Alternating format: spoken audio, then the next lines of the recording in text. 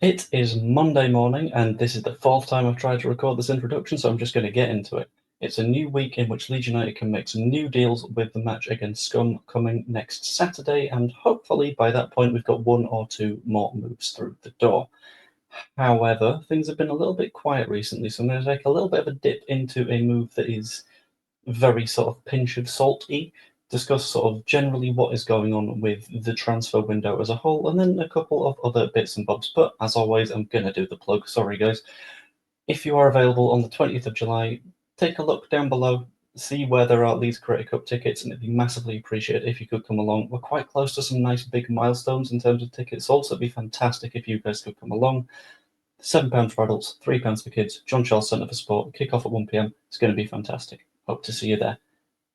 In addition to that, subscribe if you've not yet, because that is another 1p to Prostate Cancer UK per subscriber. So go for it. Anyway, into the main bulk of the story, which is surrounding a player that Leeds United have now been linked with by not the most reputable of sources, but we've heard the name from various different places, so it's worth taking a little bit of a look into. Specifically, he is a player who is at OGC Nice, and his name is Evan Guessond, I believe. That is how you pronounce it, probably. Depends on where he's from. Cote d'Ivoire, so he's a French speaker. Guessond will do. He is a forward that currently plays at Nice, as previously mentioned, and would cost us an estimated £20 million-ish. That's the sort of number that has been bandied around, which, let's be honest, is within the sort of budget range that we've been discussing as a club. When it comes to his numbers, they are frankly outstanding. So, last season, specifically, compared to other attacking midfielders and wingers, he got a goal every sort of 0.4 games, which is top 16%. Compare him to forwards, and he's still above average. Back to the attacking midfielders, wingers a bit. More assists than average, more shots than average, more successful take-ons than average, more touches in the opposing penalty area than average, wins a lot of aerials, which is becoming a little bit of a consistent thing for us. It's a bit weird. More tackles, more interceptions, more blocks than average, and pretty spot on the average when it comes to clearances, which means that he's good all across the pitch for an attacking midfielder or a winger. Compare him to other forwards, and his numbers look even more exemplary, except for aerials one. They look a little bit worse in that regard, but then again, he's not exactly the guy that's been sort of winning headers from corners and free kicks, so you can assume that's probably fine. Gesond is one of those players where if he is absolutely rolling, you know that you are going to be in for a very, very good time. So the players that he's compared with, for example, are Cody Gakpo, Karim Adeyemi, Kaoru Mitoma, Orsolini, Nuama, Inaki Williams at Athletic Bilbao. He's a ridiculously good footballer, basically. And any which way you look at it, you can tell that he's got a lot to him and his ceiling will be incredibly high. It's just a question of how in for him are Leeds United.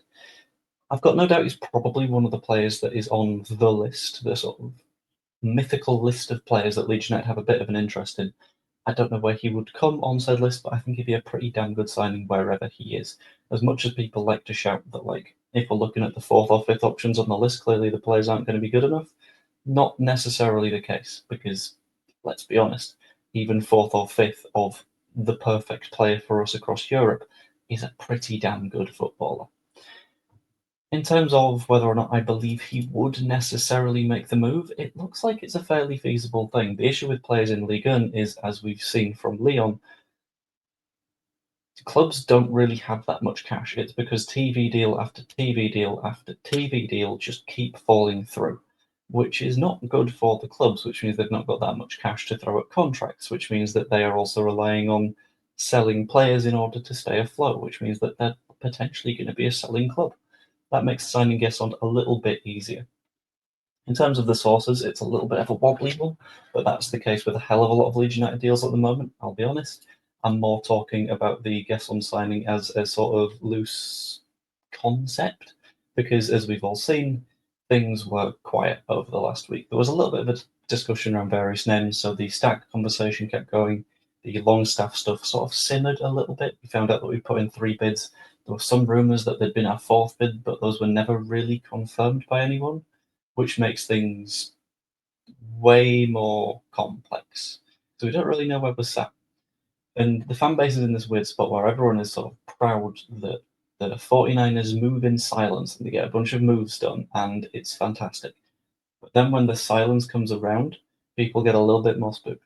People get in a position of, why has it gone so quiet? Are we not going to sign anyone? Which is a funny little sort of balance to me. I think we'll be completely fine. I believe that there will be a couple of moves coming this week. I think the players that we sign this week won't necessarily start because it'd take a hell of a turnaround to go from not at the club to starting against Manchester United within 3 to 6 days, let's say.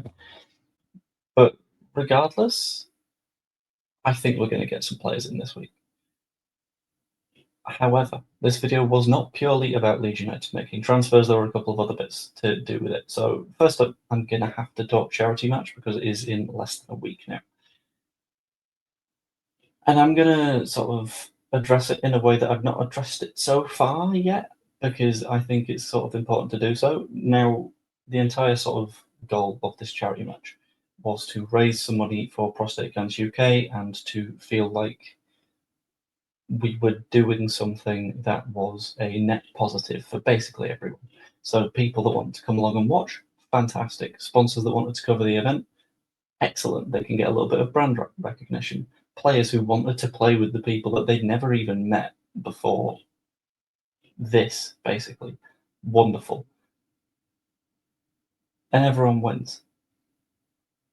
But I will be honest, and I don't do vulnerable very well or particularly often, so this is a little treat for you. I'm really hopeful that it goes quite well because with things being quiet over the last few days, I've had a little bit more of an opportunity to sort of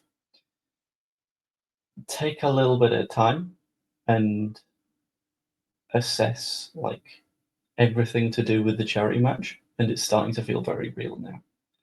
And the fact that it's starting to feel real makes it a little bit more scary. And another little bit of sort of like openness and vulnerableness.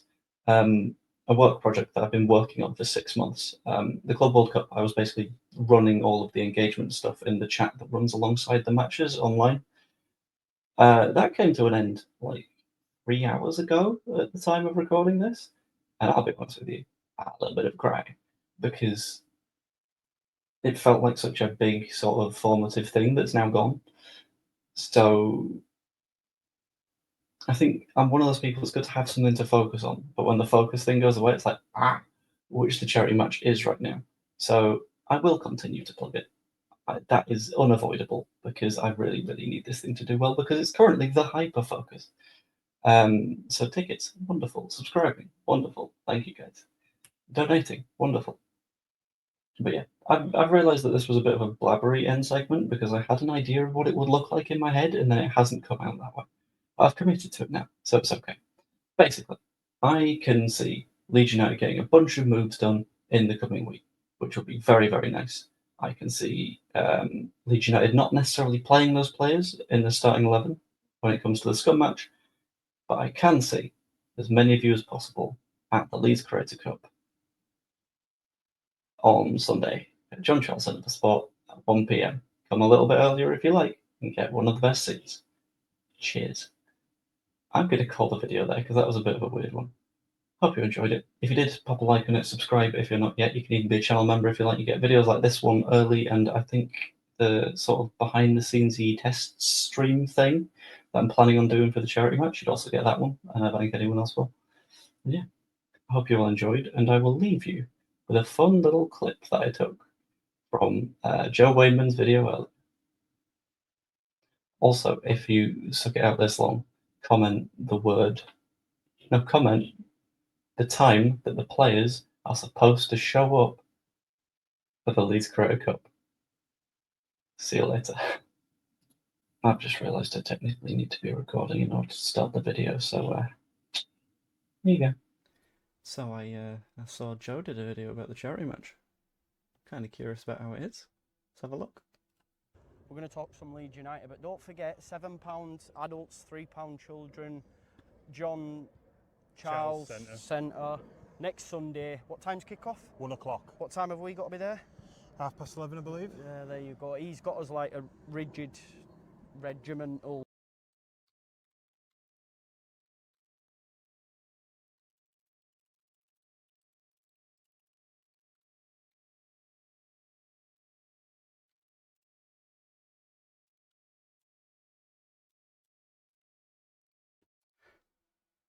That should do it.